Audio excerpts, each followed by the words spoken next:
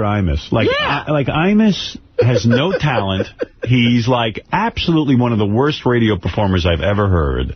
And that career just keeps going on and on and on. People honor him. It matters not that he has no ratings, that nobody likes him.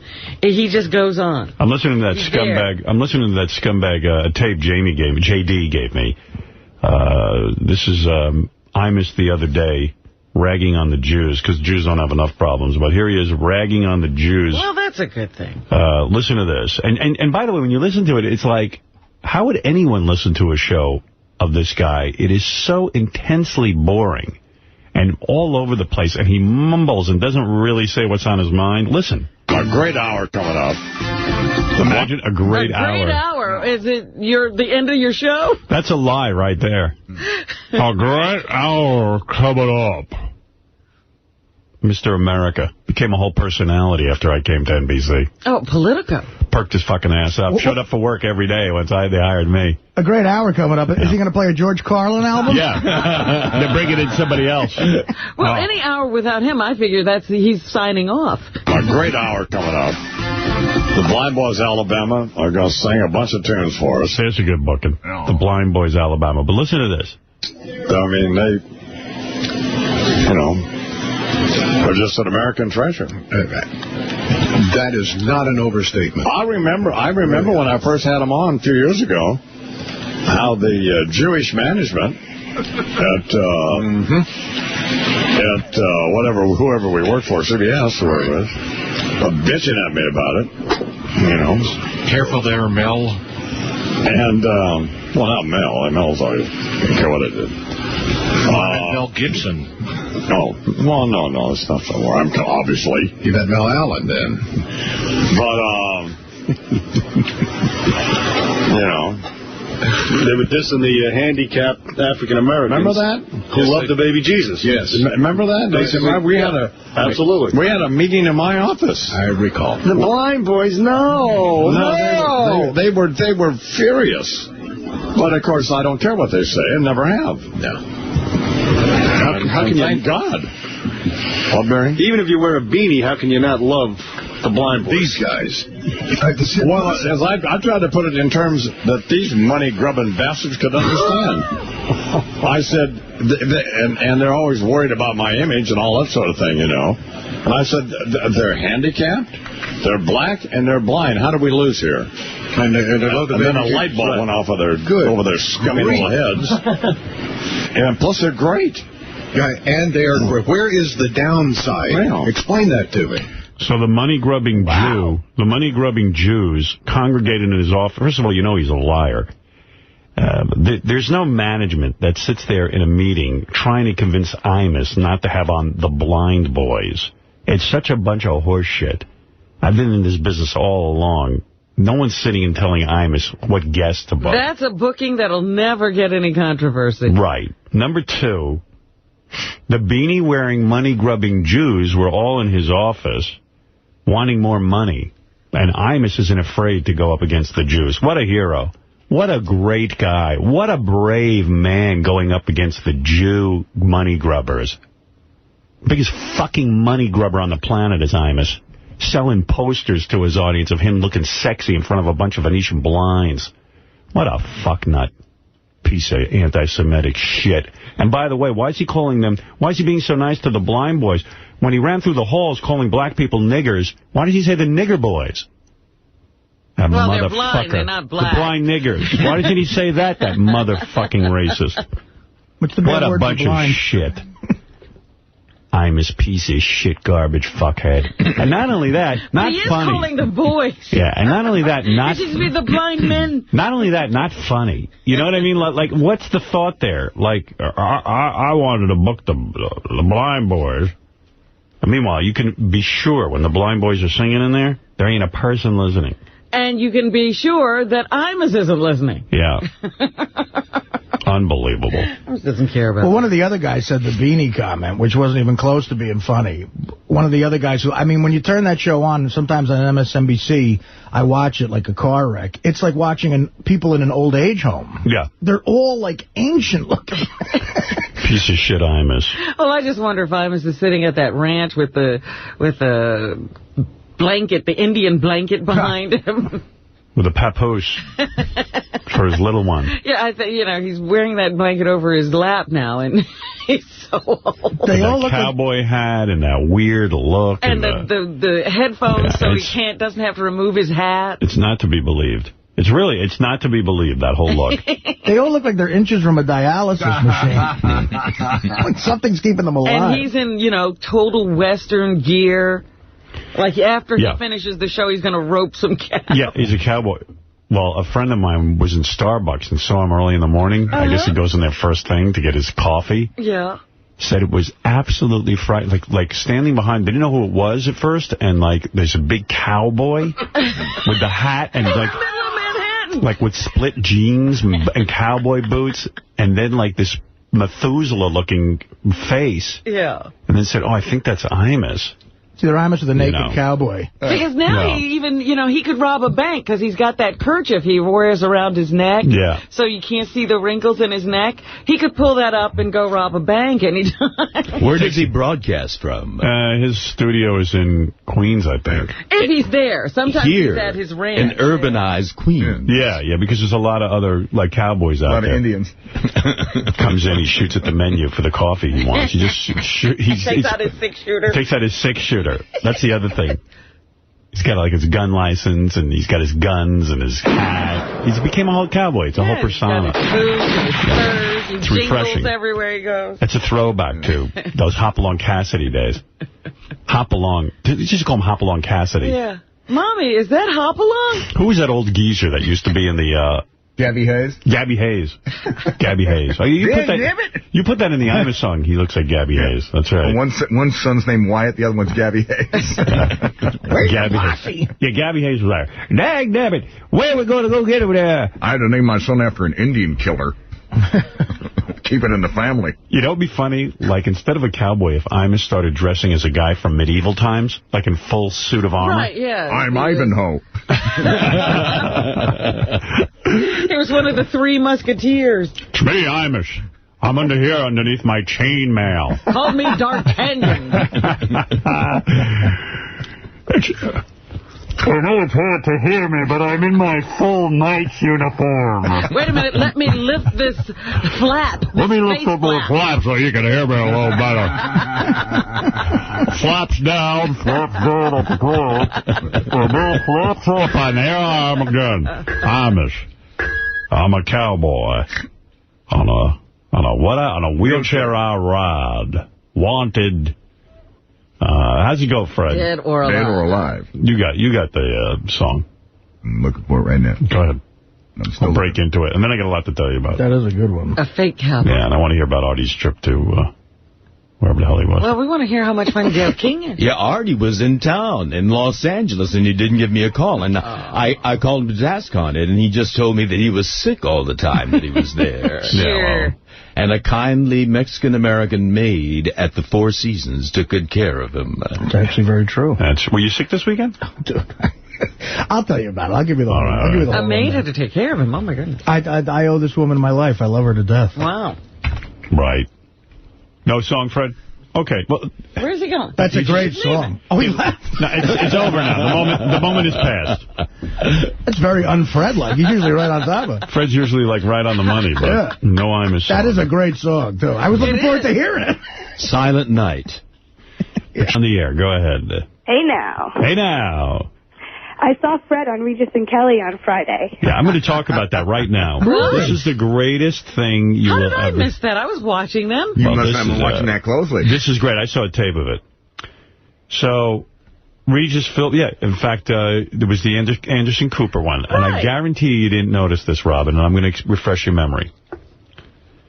Kelly Ripa is sitting there. Do you know how they do like a monologue at the beginning where they just talk about the day's events? Right. A rap. So Kelly Ripa says to Anderson Cooper, hey, you know, it's freezing outside. I wonder how people are doing when they're walking on the street in the cold. She said, let's take our camera and go outside.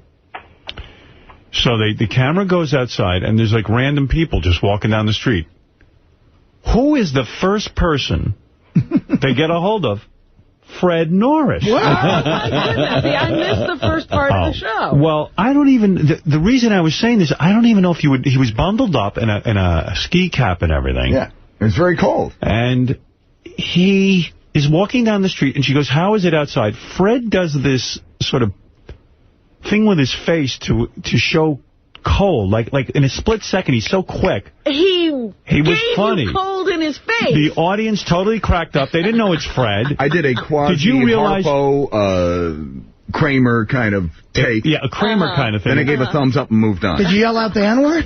He saved that bit. No one would... Really? After Fred, nobody would talk. I had no idea who it was or what it was for. I saw a camera. Did you know it was live? No, I had no idea what it was. Wow. I just finished dropping my daughter off at school. And there was no cabs that morning, so I literally had to run from my apartment all the way to her school, which is like 10 blocks. Wow. Right. So she wouldn't freeze to death. Yeah. And I'm walking back, and I'm ready to go to the gym. There he is. There's Fred. Oh, let me see. Is that Fred? I didn't even recognize him. And now what? You'll see that she says to him... like a convict. She says, is it cold out there? And he goes, who, me? And then he makes this face. Oh, there you are. Here's the face. There he is. and then he walks away and gives him a thumbs up. That's great.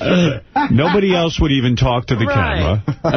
No, everybody. JD sent me like a little clip of that. Everybody else was just walking by. You taught me a lesson. Did you realize afterwards that you were on Kelly Ripa's show? You know what? I didn't realize what it was until I got home. I was checking my email, and JD sent me an email. It was really nice and sweet. He goes, "Hey, dude.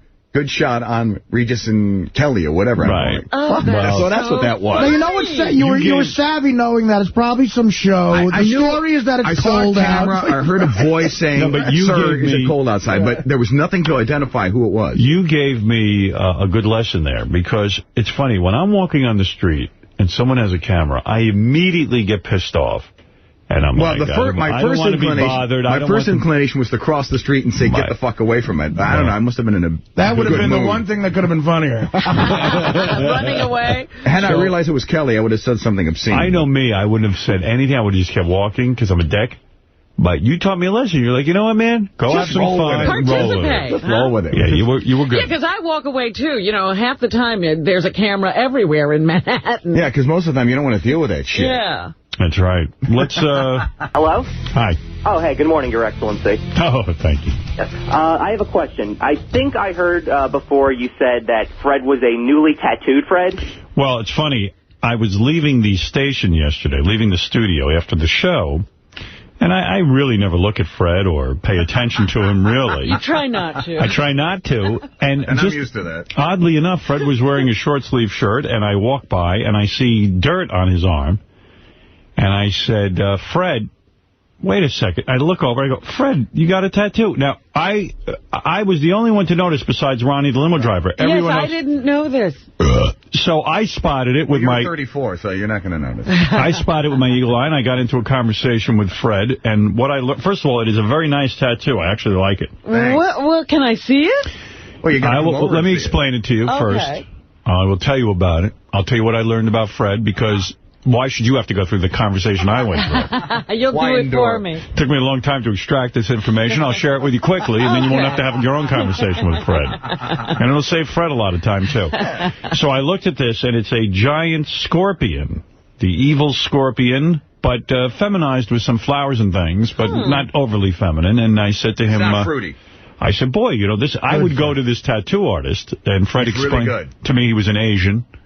Well, they do the best tattoos. Do they? I don't know. I'm saying that. Well, this Asian happens to be very good. And I admired Fred's tattoo because it's all in blue ink, which I happen to like. I have colored ink and stuff, and I'm sorry in the way I do. I wish I You really don't like the color. I like what Fred has. And this scorpion, it turns out, his daughter Tess is a Scorpio. Oh. And thus the scorpion, I guess, is the sign, and the birth sign. So this was his way of honoring his daughter. Now, it is on his... inner forearm. Right inner forearm, right there. Right there. Oh, look at that. There it is. Well, you're seeing it upside down. You have to come over and see it the right way. Now, but Fred, I didn't know. How would I see that ink? How did you see that ink? Does it feel... I was spotted beating it. off when he walked by. I was beating off, and I looked at Fred. I needed something to beat off to. Fred, do you feel weird with that thing on your arm now? It's a big change. Here's the deal. I never thought in a million years I'd ever get a tattoo, and now that I've got one, I actually think I might get another. Really? Oh, jeez. When did you get it? Like the week of Thanksgiving. We took it off. It's been in the planning stages since June, and it was hard to get in with this guy. Now you can see a pretty see popular tattoo artist. If you look at your TV screen, Robin. Yes, I see now. Okay. See the cruise guide. That is a scorpion. That was nice. Zoom in. Oh, very interesting. There's a musical note, I think, in reference to Fred's. Right? Yeah. And his little flower petal in the other hand. The scorpion is holding the musical note in his claw. Yes. Pincer. His pincer. So he now has tattooed. It's an unusual placement in that it's his first one. You think it would be on his shoulder. But right. I thought it would be on his tentacle. Right. But you know what? Fred did a very smart thing. He actually put his tattoo where he can look at it. Right. You know, I never understood the people who get the tattoos, like, on their back. It's I don't get it. Well, there you go. I mean, who knows what you get and what you don't. And it looks like he spent a long time designing this. Did really the was. tattoo artist draw it? Yes, he did. His name is Anil Gupta. Arnold? Anil Gupta. A-N-A-L? A-N-I-L Gupta. That sounds like anal. It does. Anal Gupta. And I was wondering how to pronounce his name because it looked like anal to me. Hey, anal. And then I heard someone come in and go, Anal. I go, okay, good. Well, I was going to call him anal. How long did it take, Fred? 2 hours. Were you a pussy? Did you sit there and cry and carry on? No. The only time it got a little dicey was over on the flower petals, but actually it became, like, halfway through quite pleasurable. Now, you were a guy who said he'd never get a tattoo. Never. What changed your mind? My daughter. Your daughter changed your mind. She didn't talk me into it. No, you know what? I don't know. So moved I was so moved by my daughter. You felt you had to honor her by tattooing yourself. And apparently that's a common thing for a lot of people to commemorate an event or an occasion. Right. All right. Now, you say you might get another one. Is there some other big event that has pushed what else would you put on you? Benjy going on the plane. No, really? What is it? I don't know yet. We don't know. It was just one of those things where I kind of looked at it and go, gee, the tattoo looks lonely, so maybe I should get another one. It won't be anything extreme like a 3 on the neck or damnation. Yeah, don't do the neck. Sometimes it becomes an addiction, you know.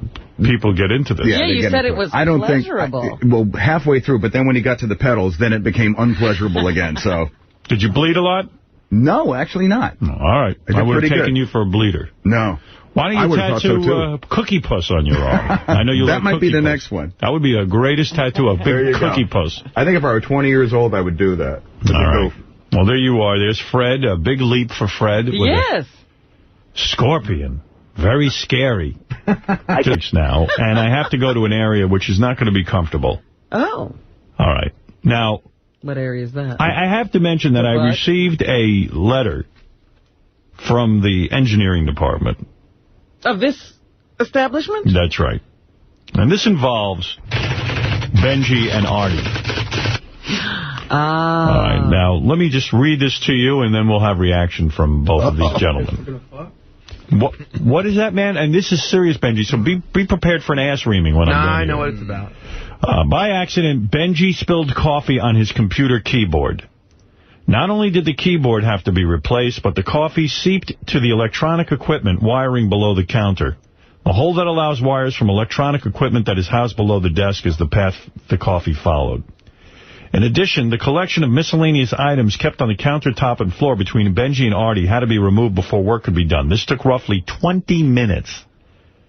Again, I know this was an accident, but I bring this to your attention as today it was only a keyboard that needed to be replaced. If this was a piece of equipment that directly affected the on-air quality of the show, we would have not been able to correct this problem quickly.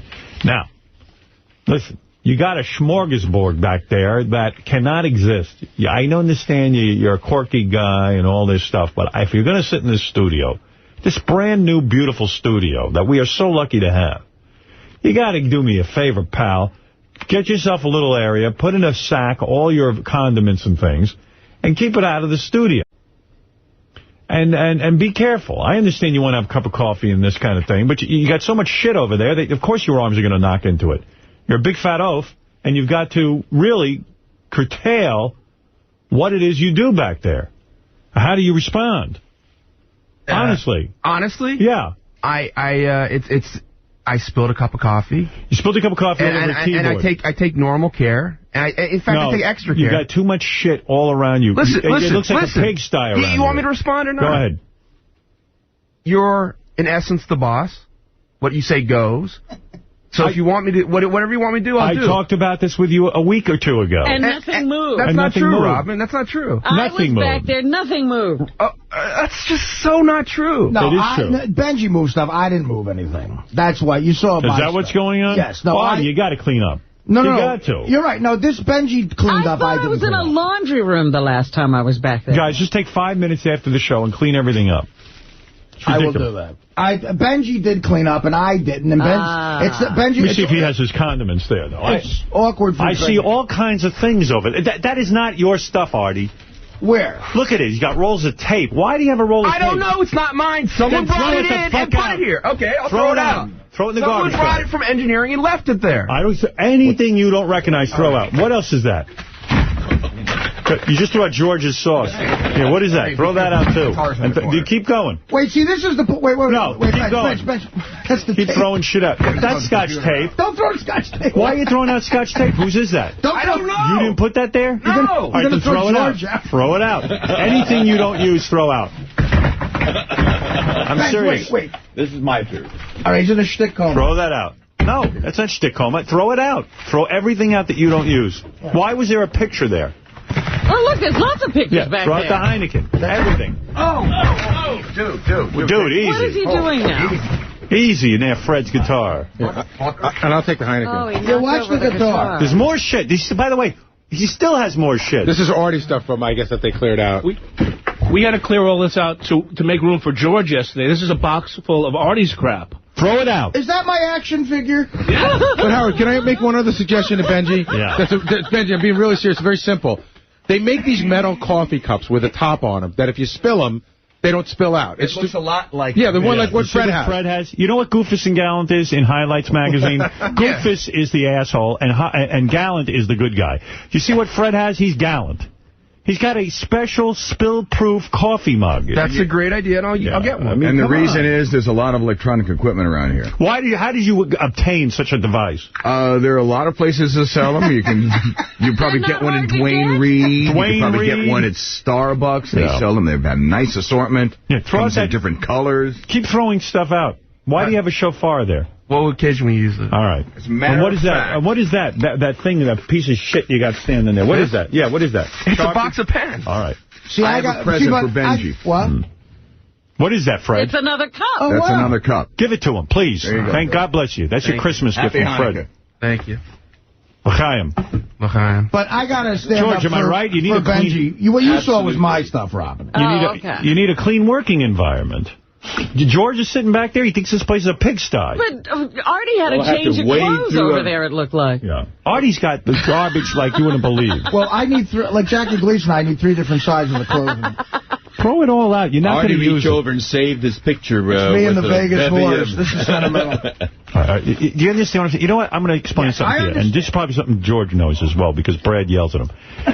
When something doesn't have a use, when you don't use something, throw it out. That's the key to a successful life. Minimalize. Right. And I love that attitude. I know you want to be a success badly, desperately.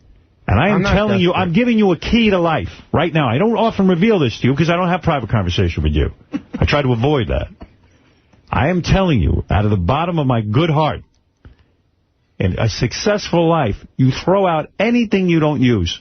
I agree. That's why I'm going to throw you right out. Now listen to me. You got to get that coffee mug in use. I like you. You're a talented guy. And you don't bring jumbo-sized condiments to work. You want to bring a little salt and pepper and leave it somewhere outside. Air-listed food. Yeah, he brings in almost a whole, like, it's not a little salt shaker, a big giant salt box. You know what? I took it to heart what you said about salt.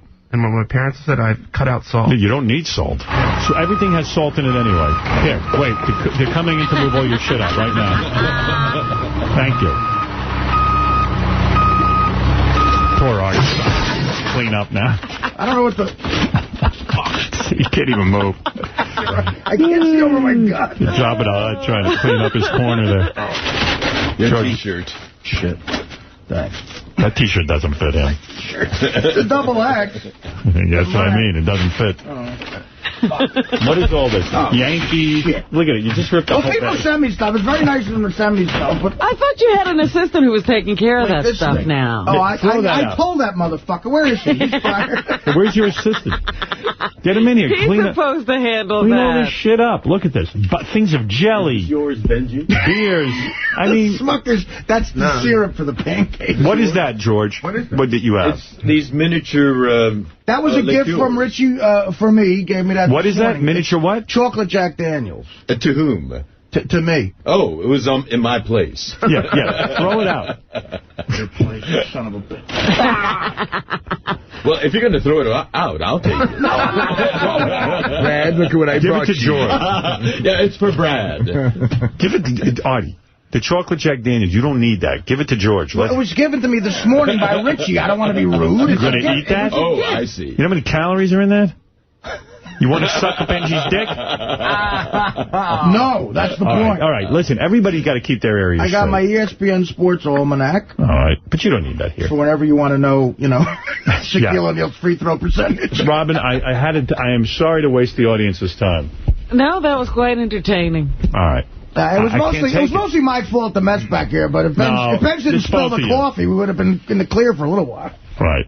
That brought it to my attention. It's amazing, the transformation at this desk. But what happens... In just a few moments. In just a few minutes. Throw it all out. I know.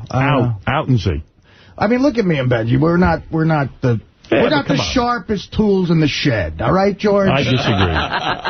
All right, David, you're on the air in Hartford, Connecticut. David, go ahead. Hey, Howard, you got to realize you're dealing with two mental midgets over there, and you've got the responsibility of running a kindergarten class, and as the teacher, you have to do a pass-through at the end of the day.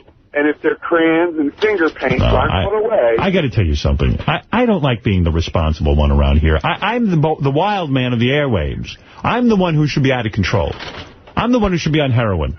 I'm the one who should be sucking dick. I'm the one who... Me and Benjy are like tortured artists, only without the talent for art. I mean, I don't want to be the voice of reason on the show. Robin's the voice of reason. I'm the wild man. I got these two lunatics forcing me to sober up.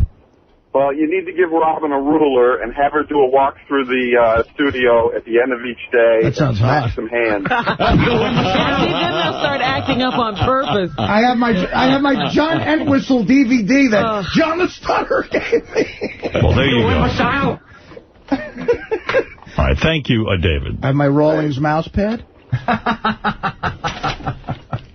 Anyway, I'm going to take a break. And I'm going to do a clean sweep of this joint. Yeah, we got to... I mean, it's crazy. I don't believe what's going on. I don't know why it has to be that way. I feel like I got Benjy in trouble, because after you scolded us the first day, Benjy got right on it, and he said to me, he goes, Art, listen... No, Benjy doesn't know how to clean up. No, but he said, Art, listen, this is all your stuff. I don't want to touch it because it's your stuff. And I go, I'll get to it, and I bullshitted him, and this has happened. So. He just threw out a shitload of things. So I know I'm right. Yeah, he wasn't completely innocent. That's right. Yeah, when I came here on Monday morning, it was like being in a third world country. Right. You know, all this debris. All right, whatever. And George remembers when he first came in here how beautiful and clean it was. Oh, it was stunning. Everybody likes the new kid. All right, George, I'm going to let you throw it. Why don't you do an announce here, and then we'll get right to commercial and come back, and we have a big show for you. Even Evil Dave is stopping by. But go ahead. Right. This is paradise. I'm getting just what I wanted for Christmas. I'm sitting next to the cutest little heroin addict, gambler, binge eater, hooker banging, fall mouth, cuddly muffin, this side of the Mississippi. Happy holidays from me, George Takei, and the Howard Stern Show. Isn't that nice? Who's the guy? You didn't mention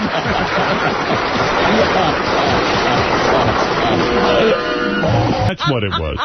Hey, Artie, someone said you're wearing pajamas today, that you're not fitting into your pants, that you're actually wearing pajamas. Well, is that true? I'm trying to be like Vinny the Chin Gigante and get an insane play. What, are you wearing pajamas? I have pajama pants on. But I was told they were interchangeable. Let's see what you're wearing. Oh, my God, you're wearing your pajamas. What happened was I went to L.A. You got to come over and see this. For us. I went to L.A. this weekend, right? And I ran out of pants that fit me, so they're all in the wash. The Mexicans coming today. The Mexican. Those are pajama pants. No, they're interchangeable. No, they're not. Those are pajamas. The flies, your cock is sticking out. Those are pajamas. Your fucking underwear is... I feel like you guys are family at this point. Are you so heavy that you can't fit in your pants? What happened was, no, I have pants that fit me, but they're dwindling. Are you going to walk around on the street like that? Yeah, I'm good. Look at the fly. Your whole cock is sticking out. Who told you those were interchangeable? Those are so pajamas. You see that? His fly's open. Your whole fly, Artie. You look like you're in a hospital. Oh, wait, I'm sorry. I didn't know that. You're a mental patient. No, I'll fix that. His whole penis. Why is he wearing a jacket with his pajamas? What happened? You don't even fit in your pants? Do you weigh over 300? I got 3 pairs of pants. No. What are you doing? I got 3 pairs of pants that fit me, and I took them to L.A., and they're all fucking dirty. So. Look, even his little drawstring is knotted. Want me to help you? No, wait a minute. This is very embarrassing. Wow. Yeah. Look at you. Look at you. You guys got to see this on TV. I either got to buy more pants or I got to get... Well, I'm getting them washed tomorrow. Who told you those were interchangeable? Nobody told you that. It said on the label. Oh. That you can wear them as pants? If you're a girl. Yeah, like my daughters will walk around in their pajamas like and go to school, but it's like kind of a look. You're like a big, heavy-set man. I figured that. Now you got me all self-conscious. Look at the TV monitor and watch when you turn to the side. Your whole penis and underpants. I got to figure this out. They're interchangeable. The Mexican will be done by 1. Read the label. It says interchangeable if insane. Really, you do look insane today. Yeah, well, look.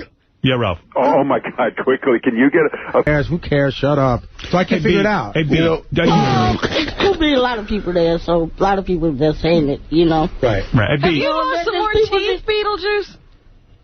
I had to, yeah. Oh, jeez. What happened to your teeth? Huh? You lost I had to take them out. Why? What happened? Probably get some new teeth for us. Yeah. You're not brushing? Oh, no. They're just falling out, you know. Oh, for God's sake. He's a young man. Beetle, how old are you now? I don't know. Wow, at least about 40-something. Well, yeah, you definitely need help. First, we got to find out how old he is. Right. You know. About 40-something. Well, you probably ate too much Mr. T cereal. No. That's it. No, if you had Mr. T cereal, that would have given him vitamins and iron. I think that sugar got there. Would have given him some calcium. Yes. Beet, I don't really have a bone there. I'm worried about you, Beet. You lost your teeth. That's hard to eat, isn't it? Well, it's hard to eat, but I still eat it. Yeah, you do. All right. Yeah. Mr. T. Yes, sir. Oral care is very important, right? Yes, it is. Dental hygiene. Definitely. Yeah. Flossing and brushing and all that stuff. See, I believe in brushing. Yeah, every time I eat a meal, brush, and I gargle. Beetle, are you aware of Mr. T? Are you a fan? Did you watch Mr. T on TV? Yeah, sure. You did. And do you remember his show, The A-Team? Oh, the 18th? Yeah. Yeah. And he, of course, is famous for the movie Rocky. He played Rocky. He played bartender Rocky. Yeah. Bartender. And he was a bartender. Right. That's right. He was a... Yeah, that's why I need to help him. You know I'm going right. Yeah, Beetlejuice. Yeah, Beetlejuice. You know me. Right. Yeah. How you doing, brother? I'm doing pretty good, That's what it's good. That's what it's about. You remind me of Mr. T in one respect. Right.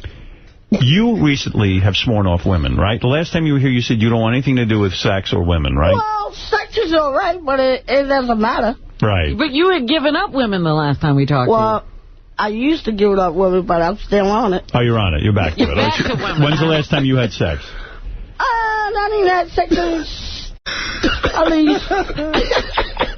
This guy gets 20 years ago. Oh, wow. He gets laid. He gets laid a lot. Good. He's even called in while he bangs chicks. Good. Because we don't want no perversion. We want a guy to be healthy. But let me get to the point. Yes, I'll get to the point, Howard. Beet, the last time you were here, you were really down. Oh, a little bit. Yeah, a little more than a little bit. You were depressed. Well, just a little depressed. I know your manager, Sean, he had a stroke. Right. And you were down about that. You were down... Well, a little bit about that, yeah. And I just thought it was a great opportunity. Mr. T's new show, Pity the Fool, premieres October 11th at 10 p.m. and deals with sort of advising people, motivating people, making them feel good. Yeah, right. Is there a way that Mr. T could speak with you now and maybe make you feel better about life? Oh, yeah, sure. Why not? All right. Give it a shot and see if Mr. T can inspire you. Give it a shot. Give it a shot. All right, Mr. T, go ahead. I mean, well, no, it's you know, you put me on the spot like this. Yes, I have. I know that. And you can't do the right stuff, like this with all the camera, He's a tough case. No, but like I said, you want to talk to me? No. See, like I said, it takes time. Are you saying you can't help him? No, I can help him. No, it takes, you guys is up. See, this is the wrong format, for us to think. We need to select, just like I told you, inspire him now. We should walk down the street. So I need to spend some time with Beetlejuice. We just can't come right here. It'd be the wrong thing. What would you start with Beetlejuice? I would start sort of like the Rockets thing, getting to know each other. We'll go back and understand where we come from. And I don't just come in and say, this is what you need. Where do you come from, Beetle? Beet, where do you come from? Well, I came from Jersey. Right. Right. Okay. Yeah. All right. Okay. Yeah. Yeah, and you came from your mother, of course, who's a lovely woman who I know. See, another thing good, what would be good, like me and Beetlejuice went out to dinner or lunch. See, because we spending time. We need time to solve the problem. Maybe I could help Beetle here. Yes. Because Beetle's a modest man. Okay, yes. I think Beetle is at a crossroad in life. Okay, that happens sometimes. What, is he looking for a new career? No, I think Beetle has a career. You're doing all your... What are you doing? What are you doing? I'm doing all my careers, man. Yes. What are you doing now? Are you doing dwarf tossing anymore? No.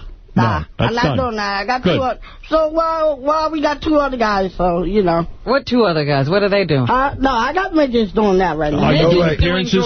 Yeah. All right, so career-wise, you would say you're a 9. In other words, your career is, out of a scale of 1 to 10, you're a 9. You're happy professionally. Yeah, I'm doing the professional stuff, you know. Right. But I sense in your personal life, you're sad. You're upset about lonely. You're lonely. You'd like to have companionship. Well, I'm not really lonely. Sometimes I'm lonely, but it's all right. Right. Nobody to talk to. What is the hardest part of being... It's not a hard part for life, but, a lot of people does it, What is the hardest part of being Beetlejuice so Mr. T can help you? Well, the hard part about it is...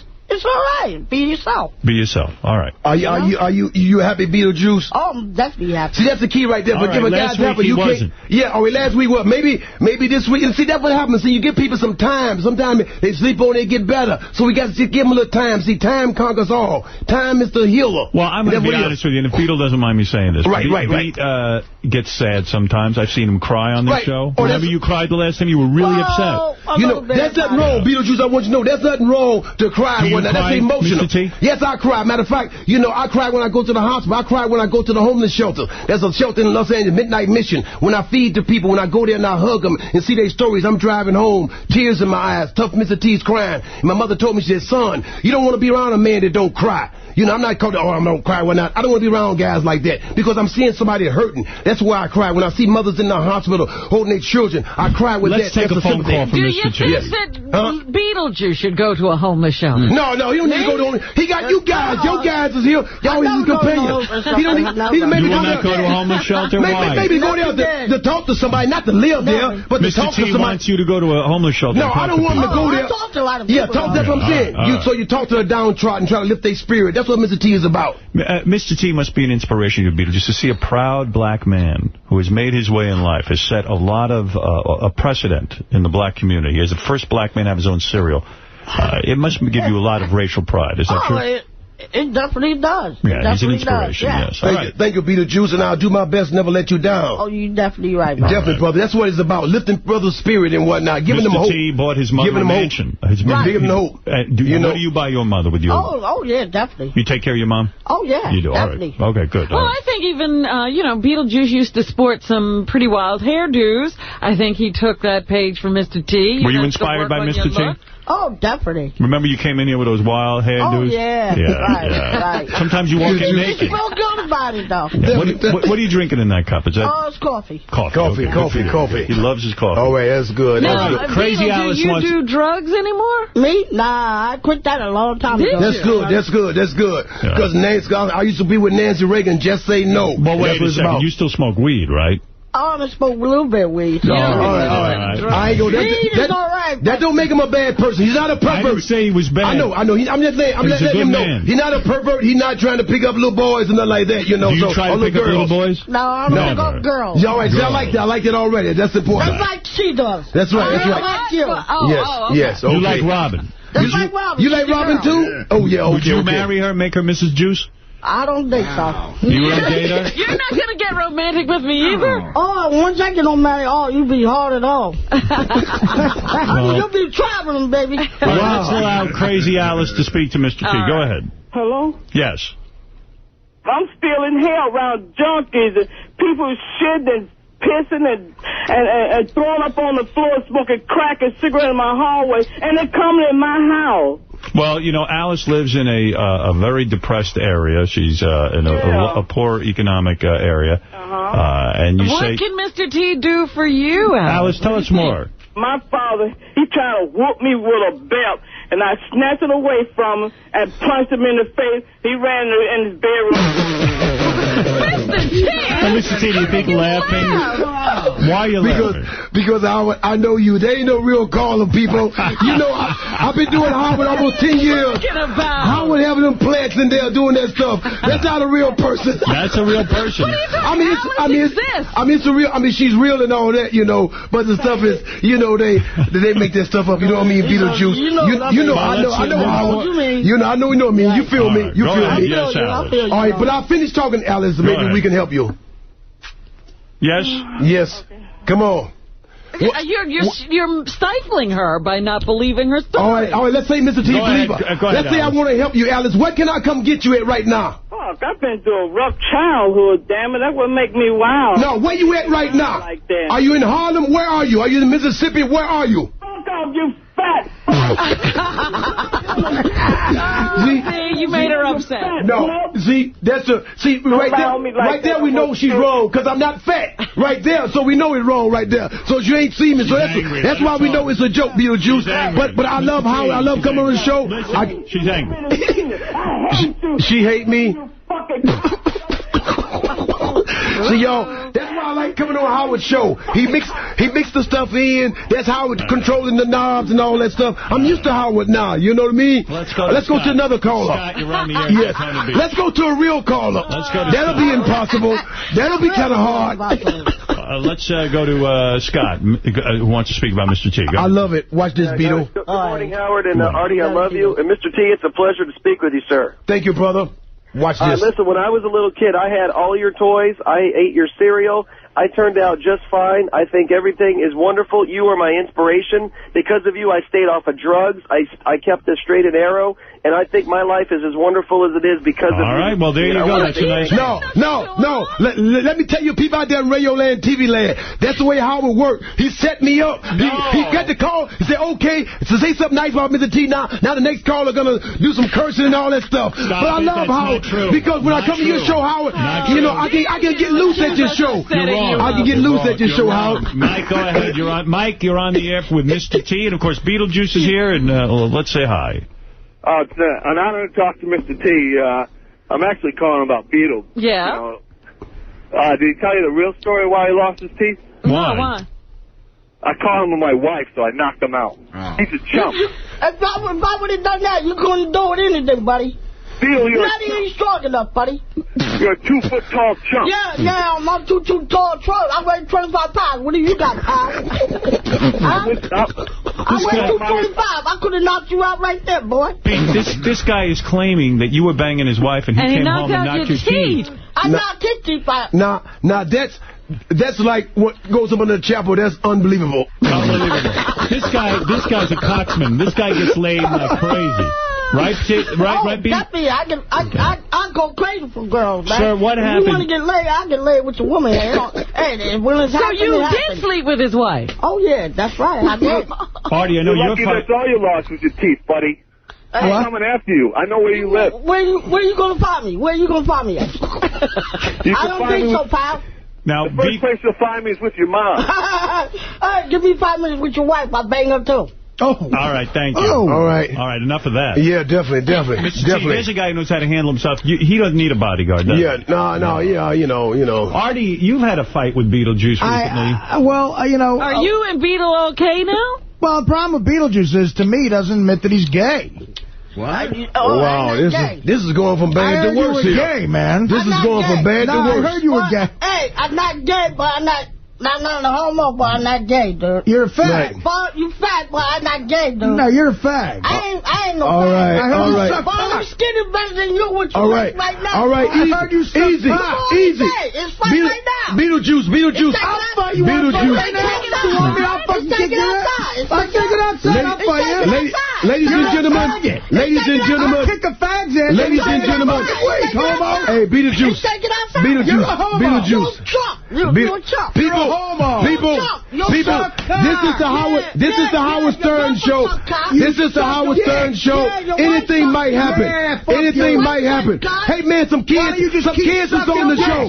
Hey, some kids listen to the show because they know I was here today, Beetlejuice. So we don't want to use a lot of bad language. Beetlejuice, don't worry about that. Beetlejuice, don't worry about that. Sit on down, Beetlejuice. Sit on down. Beetlejuice, you don't have to call nobody no name. Beetlejuice, sit on down. Come over here and say that. Sit down. Let me say. Beetlejuice. Beetlejuice, listen to that. Beetlejuice, listen to that. Come over here. Beetlejuice, I'll pay you the food. Sit on down. Hey, man, kids listen to the show. We can't have all that cursing. Come on. We can't have all that. Beetlejuice, sit down. Stop sucking cock. Beetlejuice, sit down. Everybody sit down for a minute. Beetlejuice, drink your coffee. Drink your coffee. There are a lot of kids listening to the show this morning because I'm coming on. So we don't want to do that, Beetlejuice. We don't want to do that. Everybody out there, I apologize for all that bad language. I didn't bring it. You know what I mean? You know when I come, I try to stay straightforward. But that's the stuff you got to deal with when it comes to Howard Show. Hey, listen. Yes, sir. Listen, these two guys have their thing. They go there all the time. I know. My friend, but we ain't gonna worry about you. I was shocked because that's the first time they've almost taken it out of the studio. Yeah. Right. But people out there, you never know what's going on in the Howard Show. You don't know if it's an act, this was crazy, whatever. Did Mr. T just ease the tension in here? Well, he took it a little easy, Yeah, he did. Yeah, he did. All right. He's lucky. Artie's lucky that Mr. T was here, right? Oh, yeah? Am I lucky? Well, I'm glad I'm here, people, you know. But see, that's the stuff like that I don't deal with on my show. I pity the fool. I don't deal with that. And on my show, on TV Land, October 11, 10 o'clock, you know, I deal with warm stuff, you know. We don't go that crazy. And on the show, I don't call nobody a fool. I'm not hollering at nobody. It's a different kind of show. Yes. It's not like this here. On the phone is Blue Irish. Go ahead, Blue Irish. Blue Irish. Hi. I'd like to blow Mr. T. Whoa. He's sexy. He is sexy, but I don't know that that's his thing. What do you say, Mr. T? She's making you an offer. Thinks you're sexy and obviously attractive. You know what I said earlier, Robin and Howard, you know, I don't go there. I come here. See, you know. Kids are listening, Iris. Right. You know, my rap haven't changed no matter how many times I come on, Howard. All the stuff you throw at me, I'm still stay straight and narrow. That's why I keep my eyes on the prize, you know. You know, I don't, you know, I expect that from you, you know, it's all in love and all that, you know, as long as I don't go that way, you know what I mean? And get into that, you know. Mr. T, but it's all in fun and good. I love that you're going to have your TV show, I Pity the Fool. Yeah, can't wait to watch. October 11th at 10 p.m. on TV Land. We will all look for it. We wish you much success. Thank you, Howard. Thank you so much for always inviting me. We have fun. We get the message out. You know, I thank you for inviting me all these years. Beetlejuice, you are the man. I should talk about what Beet is up to so he can get his plug in. You know what? He has been smiling. Mr. T did lift his spirits. Mr. T, you did lift his spirits. Well, I hope so. If I can touch someone, you know, that's what it's all about. Well, Mr. T, you can see Beet getting a tattoo from Corey Cudney at Divine Machine Studios tomorrow and Thursday at Club Diablo in Buffalo. What kind of tattoo are you getting? Well, I'm getting a tattoo on my wife. Where are you putting it? On my back. On your back. Yeah. Oh, yeah, Howard. You know whose show I'm going to be on tomorrow? Who? Martha Stewart. Oh, that'll be I'm going to be cooking with Martha Stewart. Yeah. Mr. T from the Domestic Diva. Me and Mr. T. Man. Yes, I am. Definitely. If I'll be with a chick, it'll be a rich chick, you know. I hope you tap that, if you know what I mean. No. Anybody can tap that. Anyone can. Oh, you've had Martha Stewart? Oh, I can tap that, too. Oh, my goodness. Hey, Beet, why are you getting a tattoo at a club? I don't understand. What is the drama in that? Well, that? Because that's the way it is, bro. Yeah. It's going to take 2 days to put this tattoo on? Oh, yeah. Where you putting it? It don't bother me on my back. It's on your back? I'm used to it. All right. He has many tattoos. Yes. Okay. Yeah, no.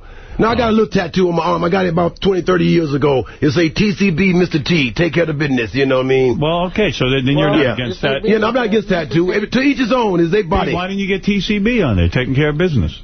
What does that mean? Taking care of business. Oh, I take my care of my business all by myself. And you don't need a tattoo to remind you. And to download, I can tattoo all day long if I want to. And to download Beet's new ringtones or to book Beetlejuice with his new dwarf stripper. Booty dwarf Juice. Stripper. Booty Juice. Who is Booty Juice? Quickly, tell us about her. I don't know. She does the fray. Yeah. And she's a dwarf who strips. She gets nude at these yeah. Yeah, okay. Go to jollydwarf.com. Yes, what is it? If you go to the Gary preview page on the right in orange, you can hear Beet's new ringtone. Oh, let me hear that. All right, let's listen to that because, you know, Beet has a business as well. That's right. That's right. It's only right. It's only right. Equal time. Gary preview page 1 or 2, Gary? 1. 1, and let's hear Beetlejuice's new ringtone. Let's see. Where is it? Give me a hint. Far right in orange. All right. All right, let's take a listen to this and see what Beetlejuice is up to. Yo, pick up the phone. It's time to start speaking. What's wrong with them, Beet? No, I think they just freaking hit them with it, Beet. Yeah? Speak Puerto Rican? Or maybe they're away and they had to take a leak and go pee. Who? Me? Speak Puerto Rican? Yo, it's ringing off the hook and they look like they're geeking. Who? Me? Nah, Beet. Speak Puerto Rican? Well, that's something. Wow. You like that song? I like that. Wow. I came up with that. Definitely. That's heavy stuff, Robin. Yeah. That's all hip-hop, honey. Hip-hop. That's what they call that. That's the real stuff I'm doing. Wow. Did you write that yourself? Yeah, I wrote that in the studio, yeah. Wow. Well, good for you. Yes. Congratulations, Beetle. Yeah. Yeah.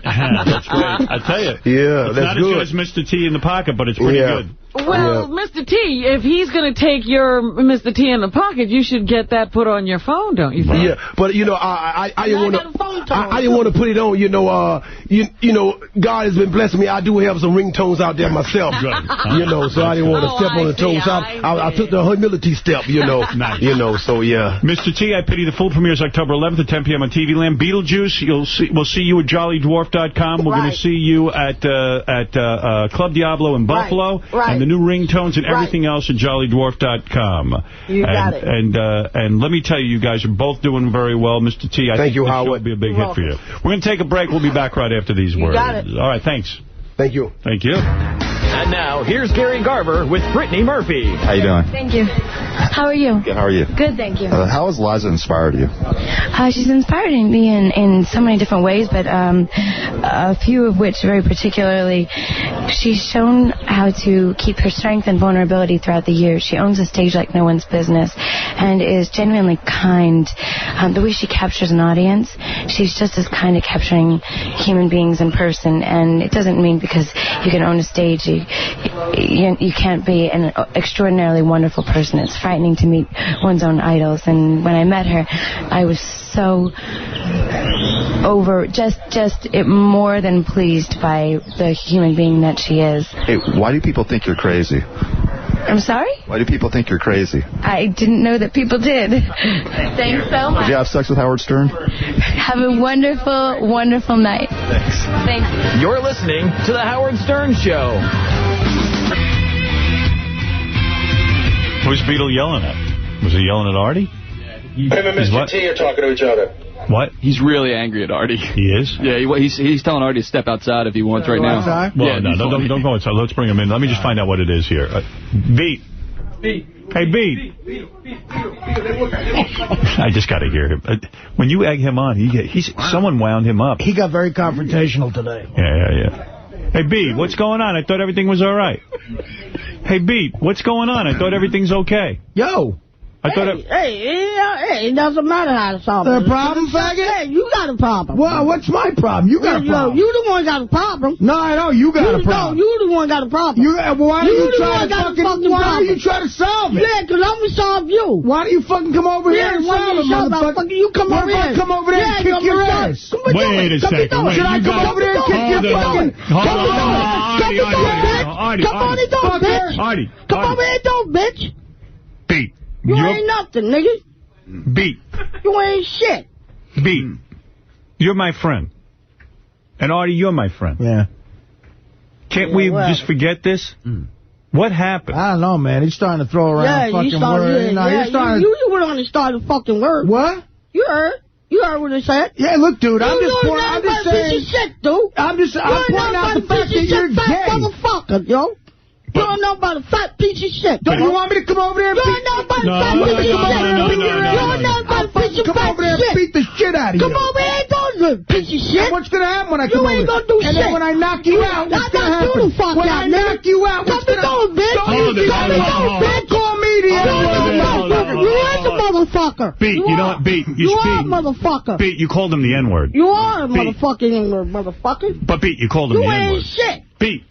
Beet, I understand. Nobody ain't going to do shit to me. Beet, you're right. But you called him the N-word. Well, he is one. That's a terrible word. Yeah, that's bullshit. Don't leave like a pussy. Where you going, pussy? Where you going? No. I'll wait for you outside, bitch. I'll wait for you outside, motherfucker. I ain't no fucking pussy. All right, pussy. I ain't no fucking pussy. Fuck you, homo. Fuck you, homo. Wow. What's with you guys? Man, what happened? We used to be friends. I don't know. Make up with him. Tell him. Let's bring him back in, and you should apologize. Right. Yeah. All right. Bring Beetle back in. Artie wants to apologize. Tell him you're sorry. I pity the fool. I was afraid to come in. What just happened? He's got that Mr. Good thing for you, in 3 minutes from now, he'll never recognize you. He won't even know. Thank goodness. Yeah. He'll be yelling at a fire hydrant. Yeah. He's got that Mr. T thing stuffed in his breast. I know. He loves it. Wait. Beet. Artie. Oh, he's taking off his shirt No. Artie wants to apologize. Whoa. He's serious. You know, man? Hey, Beet, man. Beet. Artie wants to apologize. Beet, listen to him. You got me scared now. I'm sorry. You want to fight? I'm sorry. I ain't no punk motherfucker like you. I know, I'm sorry. I'm apologizing. I'm sorry. Motherfucking punk, nigga. They ain't no pussy either. Right. No, I agree. I'm sorry. I ain't no motherfucking pussy. I ain't no pussy, nigga. I'm sorry. Wait, there's an apology going on. Just listen to this. Just listen to this. He's apologizing, Mr. T. Just listen. Don't make me mad. They ain't got shit to do with that. All right? All right. Tell you. Beet, listen, I'm sorry. Do you accept my apology? You ain't fucking. I don't think he heard your apology. Beetle, I'm sorry. Well, it didn't work. I know. He came in here, he took his shirt off. Yeah, he's ready to rumble. go. Tell him if he takes his Mr. T. Hey, Mr. T. Mr. T, he's trying to apologize. Huh? He's trying to apologize. Yeah, but they ain't gonna get in the world all the cursing and whatnot, you know. So somebody got to take the higher road. He's trying to. I'm trying. All right, so I'm gonna try to. I'm gonna talk to Beetlejuice, you know. So if you tell him he wants to apologize. Huh? He wants to apologize. All right, Beetle, he want to apologize. Come on back in. Don't be shit to me right now. You don't want to apologize? Beetle, there's ladies around. I don't give a fuck. Beetle. I don't give a fuck. Beetle. All right, that's not good there, Beetle. That's not good, Beetle. That's not good. You prove your point. You showed him. He's sorry. He said he's sorry. Artie said he's sorry. Artie said he's sorry, Beetle. Beetle, Artie said he's sorry. Beetle, Artie said he's sorry. Beetle, Artie said he's sorry. What is it? Beetle, Artie said he's sorry. What he does. I don't give a fuck what he said. He said he want to make up if you want to make up. I'm not going to make up shit. Do you want to make up? Beetle, do you want to make up? I don't give a fuck what Beetle, do you want to make up with him? I don't got to make shit up for nobody. So you want to keep it on? You want to keep it going on, right? I don't give a fuck what he says. I don't give a fuck. I don't. I mean, he want to finish it. He said he don't want to fight. He don't want to fight. I don't give a fuck. He don't want to fight, Beetle. He's gone down, motherfucker. He's gone down. He don't want to fight. I don't give a fuck. He's gone down. Why is he going down, Beetle? What if I thought we was cool, Beetle? Let him just beat me up. He said he was sorry. Want to go out there and let him beat you up? He said he was sorry. Beetle, he said he was sorry. Should I do that? Beetle, he said he was sorry. Maybe that'll be closure. That don't mean shit. Beetle. Let him beat you up. Beetle, he's not talking. Beetle, he said he's sorry. You're gonna let him beat you up? Somebody say they're sorry. That means they apologize. Wait. What? Let's discuss this. Can he actually hurt you, maybe? No. Well, I'll tell you what, on that one DVD, I've seen him throw punches, man. If he connects, it might be bad, but I'll just try to, you can dodge it? I'll just try to come Go out and tell him you can beat you up. People call me names. I let it pass. He's going to go crazy if he sees it. Maybe you better not. He could kick you in the balls or something. See, that's what I'm afraid of. I don't want to get kicked in the nuts.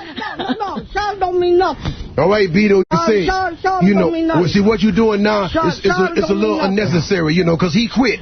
He said he quit. Don't mean nothing. He apologized. Apologize don't mean nothing. So you just going to keep on going on, right? You want to keep on doing it, right? Apologize don't mean nothing. You want to keep on going? That's what you want to do? Hey, I'm going to get mine. Hey, He's like Palestine and Israel. I'm going to get mine. Beetle, you have nothing to prove. You have nothing to prove. I'm going to get mine. You have nothing to prove. I got something to prove. You know, he said he's sorry. I got something to prove. I got something to prove. I'm sorry, man. I'm apologizing. I got something to prove. I'm sorry. Sean don't mean nothing to me, man. Sean don't mean nothing. What if I said I'm sorry? Sean nothing don't mean Sean to me. That ain't got nothing to do with Sean. He said he's sorry. I don't care what he said. I don't care. So you don't want to accept his apology? I ain't saying nobody's apology. You don't want to, I ain't saying nobody's apology. How can we make this better, man? How do we make this better? Nobody. What if I gave you $20? I don't apologize to nobody. How can you make it better? I don't apologize to nobody. So you don't care? I don't care. I don't apologize to nobody. That's all right. Some people, you know, you can't. So you, you just take the higher road. Yeah, so you just go do your job and don't even say nothing. So when he gets to cursing and whatnot, just don't respond to it. Just don't respond to it. I'm just gonna go now, Pete. I'm sorry, buddy. I'm not apologizing to nobody. Just take the higher road. Don't even respond to it. Right. Don't even respond to it, Artie. No, I ain't saying job to nobody. I ain't saying job to nobody. I'm not saying job to nobody. Well, you know, this show right here, it takes a lot of work. It takes a lot of work. I see right here running in here. It's never going to get straightened out between you two. All right. It didn't work. What happened? You two used to be friends. Mr. T tried to get me to take the high road, and I didn't. Yeah. Well, I'm sorry you guys aren't friends anymore. Well, I'm going to make it up to him. I don't believe Beetle really wanted to fight once you were out there. He put back on his shirt. I went out there, I don't think he knew who I was again.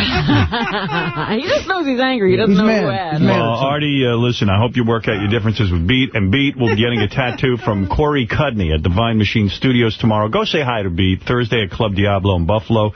And you got to download Beet's new ringtones or the book Beet. You can go to the jollydwarf.com, and he's got a new dwarf stripper, Booty Juice. All right, they're out there working. You know what? I got to give him some of the cocaine soft drink. Maybe that'll help. Is he all right out there? All right. He's angry. Okay, well, rightly so. Tell him I'm going to take him to lunch at Del Frisco's. Ask him if he wants to go to lunch with Artie.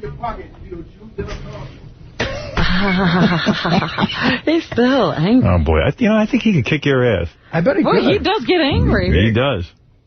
Well, did you ever see that? They have that great DVD out of, like, Beetlejuice Uncensored, where he's in the Superman outfit in the back of the limo, and he's punching drunken Jamie in the face. Yeah, and he can fight. Oh, he throws got a nice right hook. Cross and a left hook. Yeah, he's like a little smoking Joe Frazier. I love Beet. But he does get pissed off at you. Yeah. And he's got the fro And then he going. can't calm down. Yeah, he's got to calm down. Yeah. Well, listen. He's talking to you. You're not even there. Mm-hmm. Somebody get him laid. That's what he needs. That's what we both need. He certainly knows all the talk, though. I mean, I love the boastfulness. Yeah. Come over here. Yeah, I've seen him fight. He's a tough guy. He does not back down. Amazing. Yeah. Well, Mr. T's working with him out there.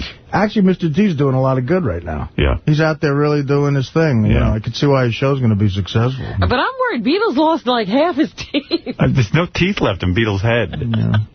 You know. What's going on out there? What is that? I mean, he's still yelling and screaming. You want us to get a mic on him again, or?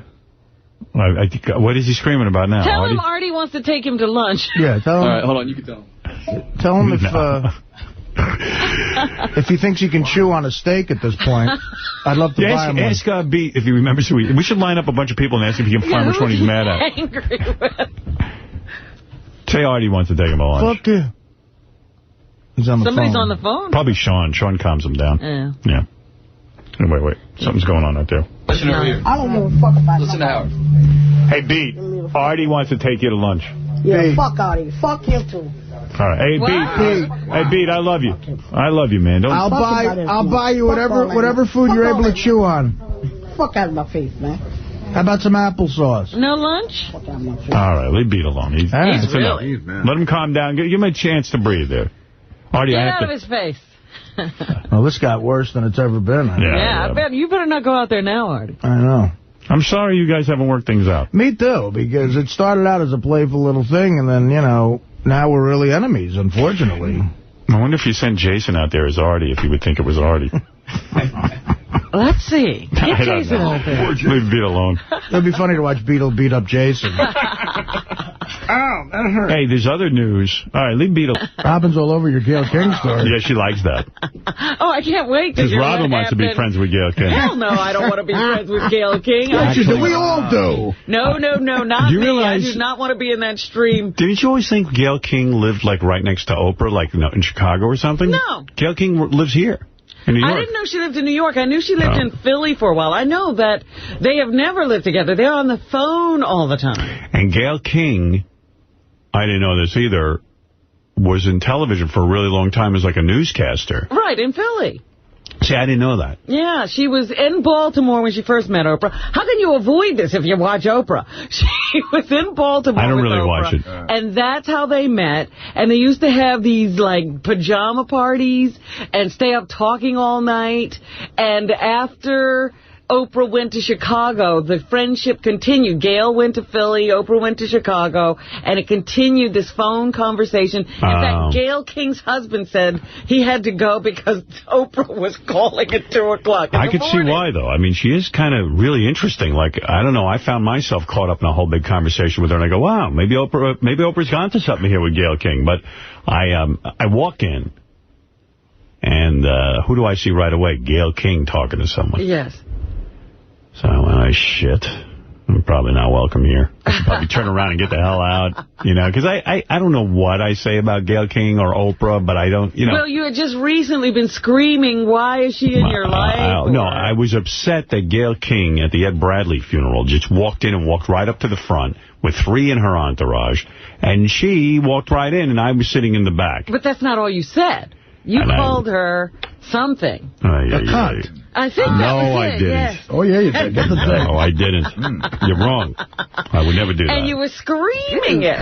Well, okay. You know, and so I see Gayle King, and I went, oh, I just better, like, watch my step. And then Beth whispers to me over, there's Spike Lee. And I go, oh, no, it's a landmine. Oh, God, where do you go in this room? You remember what you said about him, right? There's landmines all over. I said I don't like his movies. I said I love Malcolm X and everything else I don't like. And it's a bunch of You bullshit. said a lot of other things, too. No, who remembers?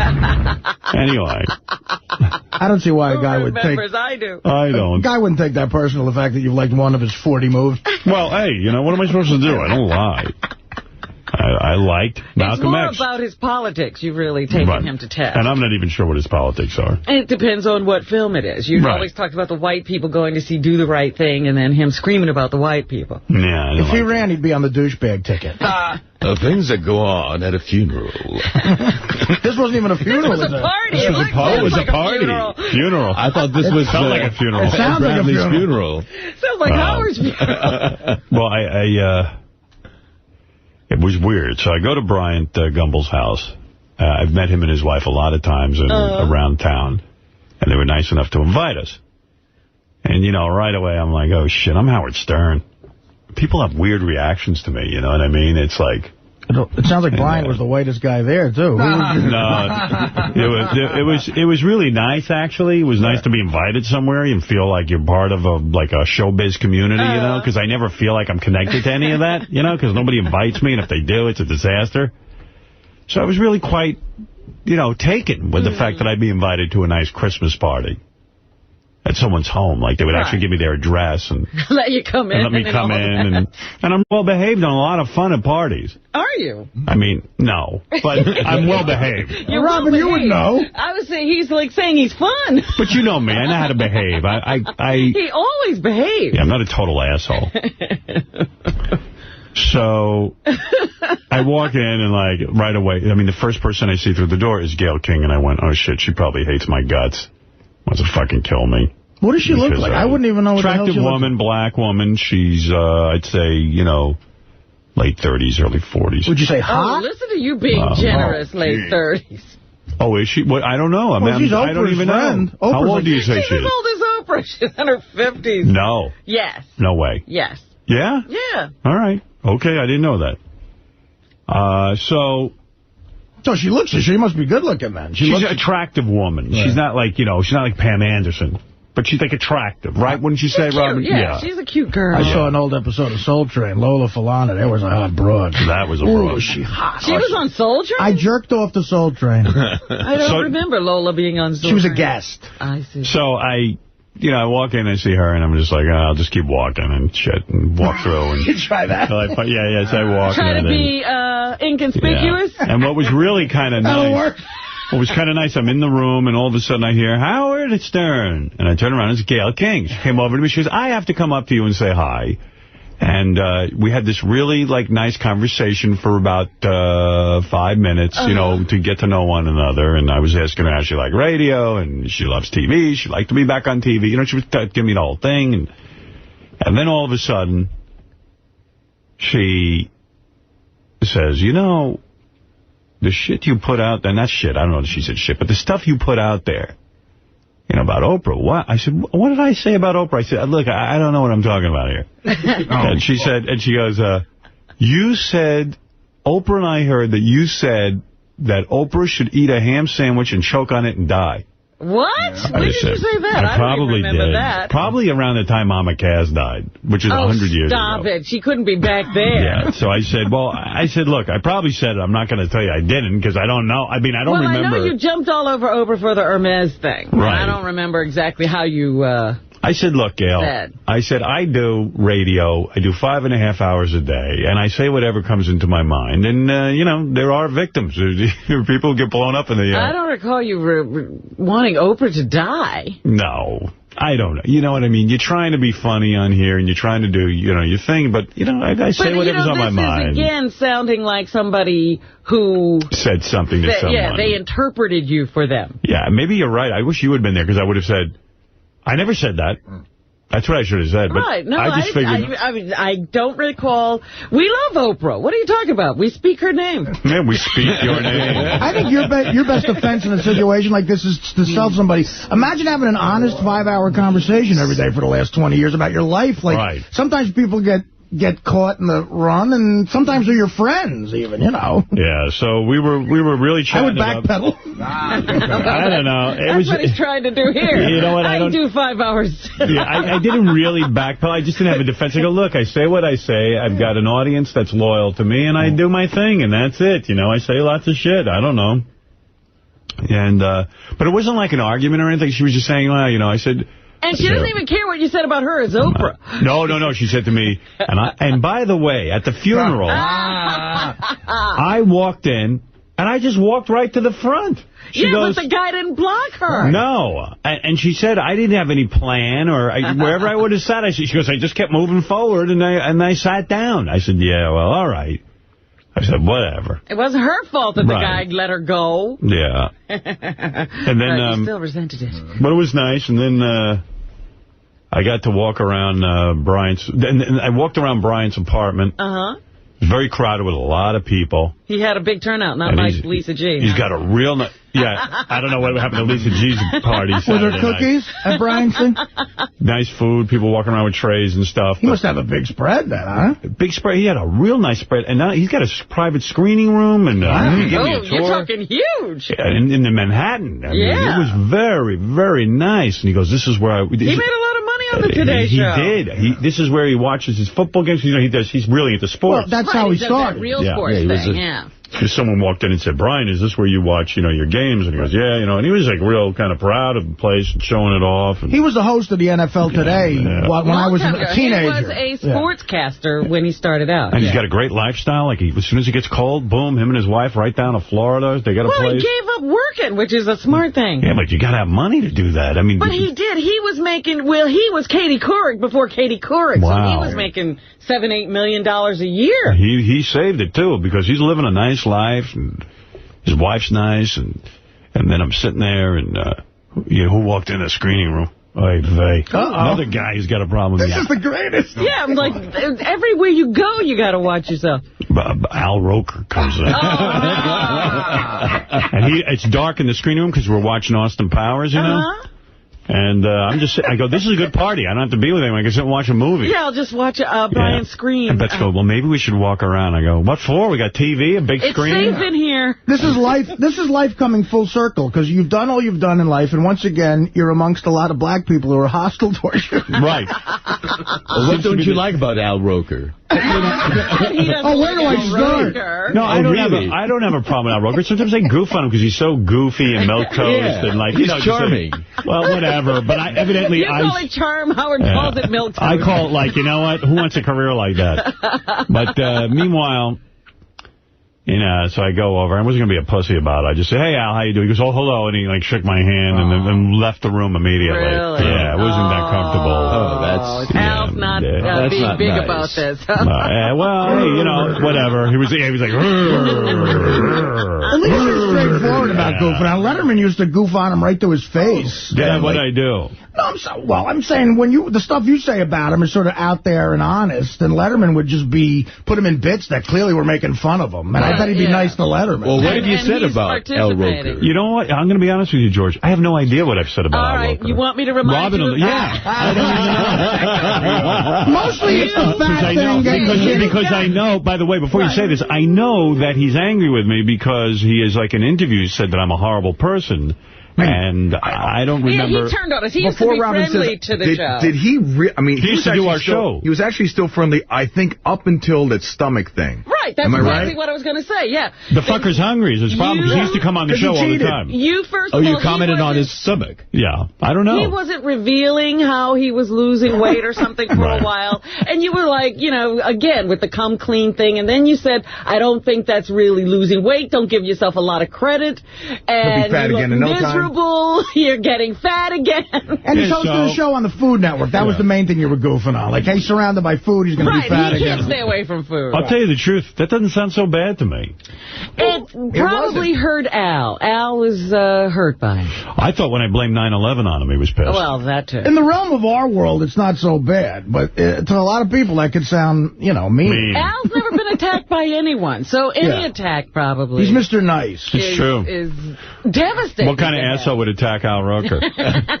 Yeah, go ahead. Artie just hit it on the head. In our world, it's not much, but for many people, Howard, you're the only person who fucks with them. You know what I mean? Right. Like, Al Roker's got a perfect life, except for you. Yeah, I don't, but everything Robin's saying, while I seem to remember it, I don't remember the specifics. We also do. I don't think it's so bad. Yeah, we also goofed a lot about how he met his wife, and Robin used to make fun of the fact about how he was a big fatso and he got the hot wife, and he used to go put food in her refrigerator because he was such a loser.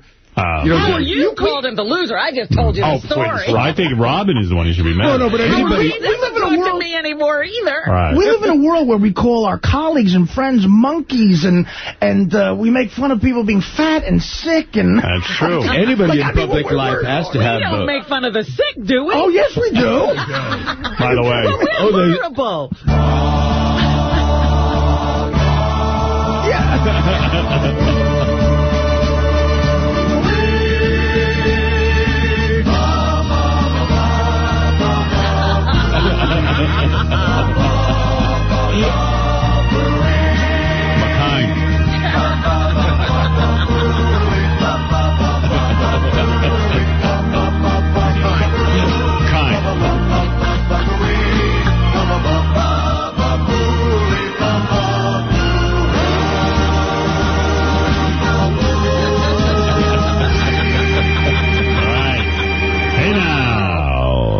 Put us right in the mood, right in the holiday spirit. So then so I figured I better leave the screening room, and I left the screening room. Oh, because Al stayed in the screening room? Yeah, but no, he left too. We all walked out single file, and he didn't talk to me. Like, we got away from each other as quickly as possible. It was a pretty crowded party. He used to love, here's a funny thing. He used to love us. I would have said, he sure loved that show when we weren't talking about him. Right. He loved the show. Right.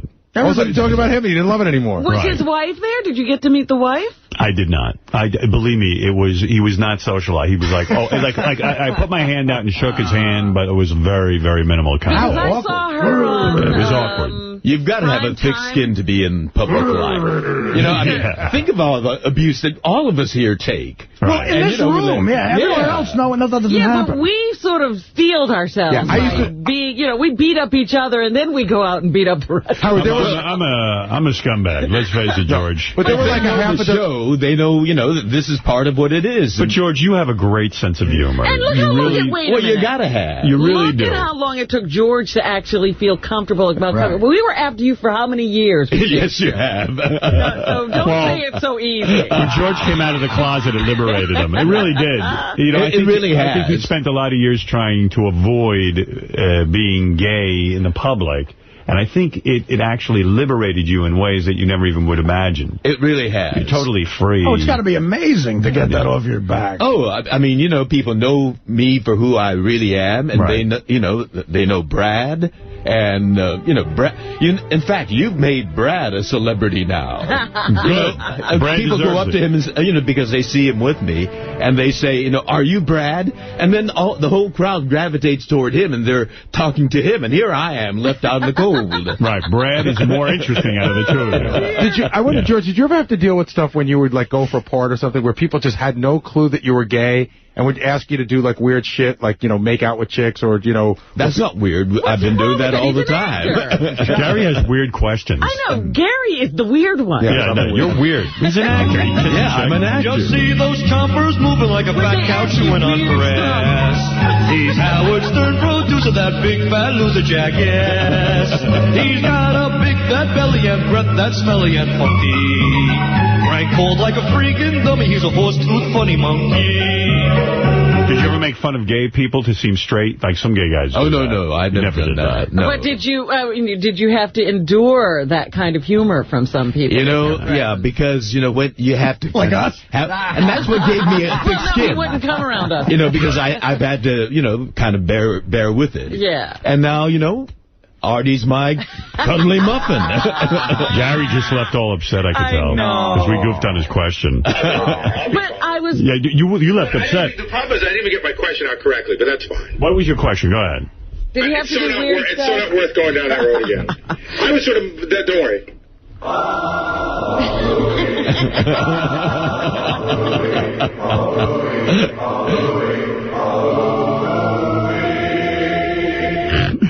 Sal has a big sign called McHine. Where'd that come from? Look at how huge that is. Wow.